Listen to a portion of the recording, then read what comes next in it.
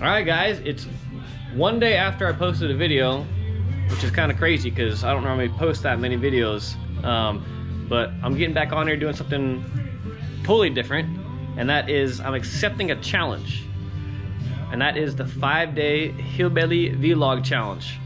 So I was challenged by another channel, and what it is it's 5 days and 5 uploads, and it's got to be at least 5 minutes in length, and intros don't count, and it doesn't have to be racing related. It just has to be an upload of whatever you're doing in your life. So I was challenged. What? This damn chicken just does not leave me alone. What do you want, Mr. Chicken? I got no corn for you. Speaking of corn, I got a Busch Light corn edition can, not in my hand, but in the freezer, or the refrigerator, sorry.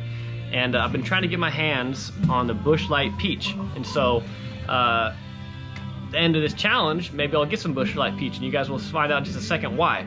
So the challenge I accepted was from my old buddy and ex-Hillbilly Pit Crew member, a dude who used to work on this car a couple years ago, Dalton Jewell.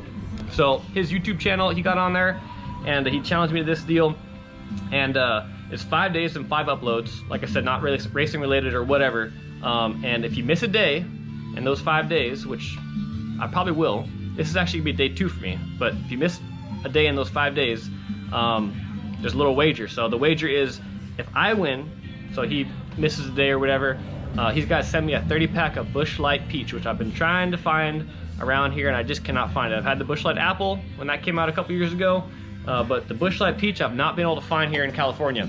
And he's over there in Arkansas drinking it like it's water. So he's gonna send me a 30-pack of Busch Light Peach if I win, and if he wins, I gotta send him one of my racing t-shirts that apparently he never bought over these years. So pretty fair wager, I think.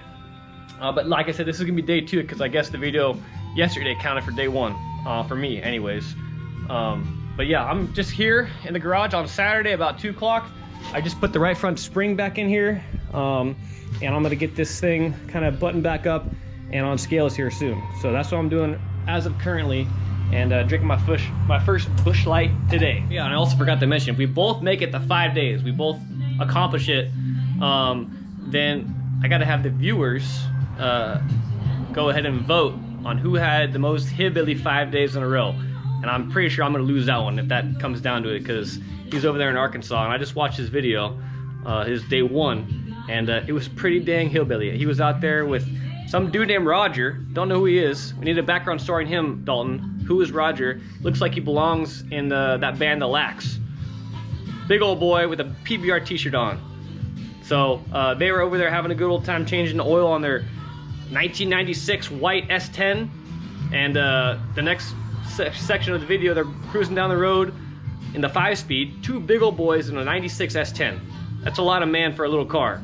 And driving down the road, sipping a 30-pack of Busch Light, and I don't know where the hell they're going. They're going down some dirt road in the middle of Arkansas and just jamming out to some tunes. So they probably got me on the more hillbilly video on day 1. So I guess I gotta do some weird shit here. Come here. Let's do some hillbilly shit. You wanna do some hillbilly shit? Let's do some hillbilly shit. Come on, come on. All right. Let's see if you like some Busch Light here. Come on, get some. Oh yeah. Hell yeah, brother. Chicken dinner. Busch Light flavored. All right, let's see what else I can get myself into over here. All right, in Dalton's video, he was go over and over at his uncle's house or whatever and starting up anything out there, go-kart related, ATV or quad related. And so this is my go-kart. It don't run. Needs some gas and a air filter at minimum. But this is actually the go-kart that my grandma bought me and my cousins when we were like 10 years old, and she bought it for us on her birthday. It was the coolest thing ever.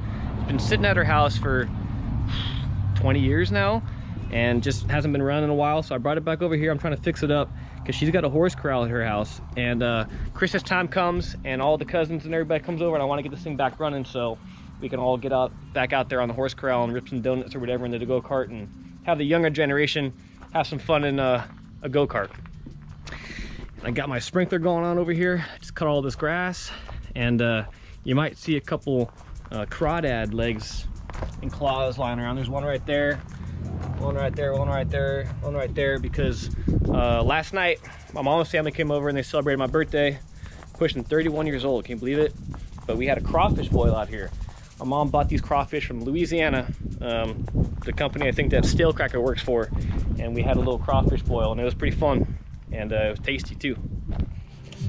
All right, I got this left front tire off. I'm checking for leaks because it's kind of losing air pressure as it sits overnight. So I found a couple spots on the rim. As you can see, this rim has been through hell and back, but I'm trying to punch it back out and make it salvageable. So what I had to do, go ahead and smack the tire a little bit, and there's a couple spots I had to take my chisel and pound down on the rim right here on the edge of it to make it seal up again. So that right there, my friend, is a 90% trick. You can go ahead and bend these rims back in place and make them seal up. Nice beautiful chrome rim, not headed to the scrapyard.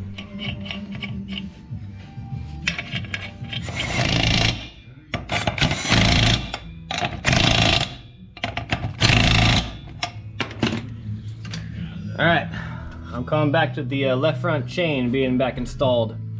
I tried a while without it, and I'm gonna put it back on and see how I like it. All right, what am I doing now? Taking these antlers right here that I got from my hunting house. No, I did not shoot this deer. I know that's kind of besides the point, but I'm trying to make an outdoors room in my house, and the guest room is going to be outdoorsy. I'm going to put a bunch of outdoor stuff on the walls and stuff, so this is going to be part of it. What I need to do though, I was going to take this and chop off these little ears here, make it flat, so I can put it right against the wall, and then just screw it right in like that, and then, I don't know, it can be a coat hanger or something, you know?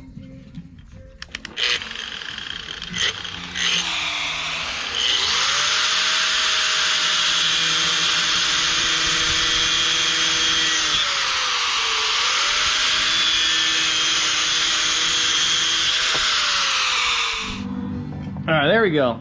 There's the corn in the can I was telling you guys about. Put my Dale Earnhardt koozie on it. And the person that gave me this Dale Earnhardt koozie was actually Dalton himself. So it's fitting that I'm drinking it in this video, and I use it pretty much every time I'm drinking beer in the summertime. Keeps it nice and cold, and my favorite NASCAR driver of all time, by far, was the Intimidator. All right, so I guess I'll give you guys a little bit of a story time, which I don't really do on my channel, to kind of kill this 5-minute mark thing, and tell you a little bit about the guy who got me this koozie, Dalton, and just give you a little background story on him and what was going on when he was here with us for about 8 months. So 2020, he was on this team for about 8 months. I met him at a race, and I had no idea who he was, but he watched the channel, and he had messaged me on Facebook one day, and he's like, hey man, I'm looking for one set of rings. I need a stock small block Chevy set of rings. I'm like, yeah, I got those all over the place, you know, the 5/64 ring pack. And I was like, what do you want a used set of piston rings for? He's like, oh, I'm trying to put this motor together for my sport mod. I'm like, okay. This guy sounds like he does stuff like I do. So I gave him a ring set, and he came over here and saw the garage and saw the super truck in here, and he just kind of started coming over after that. And Dalton was a huge impact on the race team. He was with us in 2020, which was the year we won, and he put his hands in this car a bunch. Dalton had a huge impact because every time he came over, he was always ready to just get stuff done. He just wanted to do stuff and work hard. And he'd come over here and just start chipping away at stuff that I didn't even know he was chipping away at. And he was a big impact. Anything that he could help out with, he did. And what I'm gonna say right here is actually probably the biggest thing he did, and that's he gave me a new seat. So he saw that I was racing in a seat, and it was actually a drag racing seat. It had a flat bottom and everything, and I didn't really know it wasn't a dirt track racing seat. And he came over, he's like, man, that gotta be uncomfortable. And he got in, he's like, this is so uncomfortable. This feels like a luxury car, not a race car, sitting flat like that. So he brought over this seat. I don't know if it was out of his race car or if he got it from somebody else's race car, but just brought it over one day. And he's like, oh, I'm installing the seat for you. You're gonna be in a better seat. So that was the kind of guy that Dalton was. Any way he could help out, he did. And I really appreciate the time he was here and all the stuff he did. And we won that year, guys. And I don't think it's a coincidence that we won that year when we're working on the car so much. We worked on the car Thursday night, sometimes Friday, and he just was always here, busting his ass, getting this thing ready for me to race, which I really appreciate. And then he had to leave, or he didn't have to leave, but he did what pretty much we all want to do, and that's leave California. And he went out back with his brother in Colorado, and just left abruptly. You know, we didn't really know that he was leaving until he said, "Hey, I'm gone, guys." So kind of lost contact with him for a while, and he moved out with his brother in Colorado. And the nice thing is he actually started his own YouTube channel out there, Jewel Racing, and he got involved with the IMCA stock car racing with his brother. So it was kind of like a two-brother team thing. And I love this channel, and I kind of stayed up to date with him on his channel. And it was kind of like, you know, seeing what my old buddy's doing through YouTube, which is kind of cool.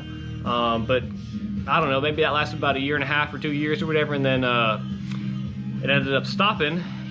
I'll let him tell a little more on this story if he wants to, but Dalton, I hope you don't mind me sharing your personal life with everybody. But I feel like the more people know about you and, you know, what's going on in your personal life, the more the YouTube community and subscribers and stuff feel a little more close to you. And I show a lot of that stuff on my channel, and I really appreciate all the people out there that watch. And then, you know, I get messages from people saying, "Hey man, I feel like I'm part of your team, man. I watch your videos, and I just feel like I'm there because you guys give so much of like in-depth detail of what's going on, not just with the race car, but personal life, you know, when Livia comes out and my family comes over or whatever." So that kind of stuff people need to know. So I'm gonna tell it, Dalton, I hope you don't mind. But him and his brother had a little bit of a falling out or whatever, and that race team kind of came to a cease, and you know, the IMCA stock car got sold or scrapped or whatever, and he actually met his lady out there, who he calls wifey, and he had a little boy with her. So now it's Big Daddy Dalton. He's a dad, he's a father now. So he ended up taking his family away from Colorado, and they moved back home where Dalton grew up at in Arkansas. And I didn't know anything that was happening, because about that time he stopped getting on YouTube once the car was sold or whatever, and him and his brother weren't racing together. I didn't know what was going on, so I called him about maybe a month ago, and I just wanted to see what's going on with his life. And he was the one who told me that he moved to Arkansas back home. And I encouraged him. I was like, "Man, get your YouTube channel back going. I know you don't have a race car or whatever, but just get it going again and start filming stuff, you know, your buddies' race cars or whatever you're doing, you know, just to keep everybody up to date on what's going on with your life." And so he accepted it, and he got back on the YouTube channel, and he's getting it back going again. So I figured I'd just kind of share you a little bit with you guys about who Dalton was in my life and our racing team, and who he is today. And it looks like he's a whole lot happier there than he was when he was here. So I can't, you know, knock him for doing any of that stuff and leaving. He did the right thing, I'm sure, in the long run. And he's a father now, you know. He's got a lot more responsibility now, but he's still doing the same old Dalton stuff as always. He was one hell of a beer drinker. He could shotgun a beer, and I've said this multiple times in my video, but he could shotgun a beer in probably under 5 seconds flat. I mean, it was just boom, done. So he definitely upped my game in drinking beer when he came here, and he's left a lasting impact for sure. So this is day 2 for me. I don't know what I'm gonna do tomorrow on Sunday, but I'll figure out something. So thank you guys for watching. As always, remember, it's bent, it ain't broken.